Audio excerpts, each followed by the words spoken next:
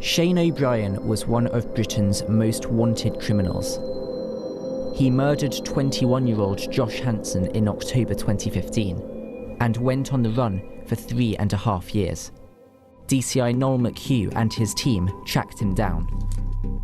You see Josh is in the bar with his girlfriend and with friends, and Shane O'Brien is with his group. Towards the end of the evening, Shane O'Brien stands up and he uses words to the effect of, "What's your problem?" At which point you can see Josh is really quite surprised, shocked, and Shane O'Brien has reached into his pocket.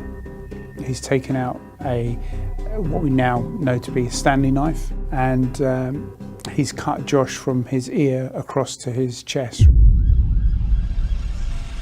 That's a 37-centimetre cut, longer than a ruler, caused a gaping, catastrophic wound. He then turns around and calmly walks out the bath, and we would see that he was drinking from beakers. We recover fingerprints. We know it's Shane O'Brien, and that's how we were confident that it was him. He was wearing a Canada Goose jacket, but on that jacket there were spots of blood that were Josh's blood. Early on in the investigation, we released his picture with a serious crime reward. The phone rang and this lady, you'd seen the picture, and she believed that he'd been in the pub, and it was Ashford. They've stayed at a caravan site. He would go out with his friend, they would have beers, they looked really quite relaxed, not as if he's just killed somebody. The police found this Volkswagen Golf and tracked it. The next thing we know is that they go to Ashford Shopping Centre, where he buys new clothing. If you'd just committed a really serious crime, you'd kind of grab whatever came to hand, but he's quite relaxed about it, very calm, and always paying in cash. And then we were so confident, we knew that we were there. Unfortunately, about 12 hours behind. Where is he going to make a mistake? Could he have gone out on the Eurostar? Could he have gone out through one of the ports?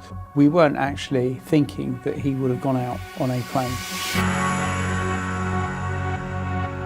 So he's obviously been well supported to find out, I need to fly out of the country, I need to fly out on a private plane, no questions asked, no passport from Germany. He had exited the plane, and that would be one of our last known sightings of him. We now know that he has travelled around Europe. So in Prague, he got into a dispute in a nightclub. Police were called and he would subsequently be arrested, and he claimed to be Italian. It was a relatively low-level offence, but the police took photographs of him, of his back, his tattoo, which had been changed, and they took his fingerprints. They had no reason to doubt his identification, and they released him on bail. And his fingerprints would subsequently be identified as being Shane O'Brien. A huge amount of work went on with the Hunter team, which is effectively the manhunt team out in Prague. They would identify a barber's that he would go to. He had boxing gloves on him at the time of arrest, significantly. We knew that he was boxing, he must be in gyms. They would also later identify the tattooist. So we received a phone call from a solicitor who said that Shane O'Brien was contemplating handing himself in, and which seemed like almost too good to be true. Initially it was going to be in Budapest, and you think, is this another ruse to sort of pull us all the way over? It got changed to a meeting in Romania, so we worked with the Romanian police, which would ultimately result in them detaining him. So he came back to the UK, he was flown back by our extradition unit. You're trying to, in your mind, think, still ask yourself, why on earth did you do this? He said that he felt intimidated by Josh, that he reached forward, he never intended to connect with Josh, which in itself is really hard to comprehend or see it from O'Brien's point of view, because the cut is from Josh's ear across his chest. Just imagine how difficult it is when you cut through a box with a Stanley knife. You know when there's resistance. There's too many unanswered questions about what Shane O'Brien was up to. People will hopefully have the confidence to call in, because we'd be really interested to find out Who were the people supporting him? How did they work together?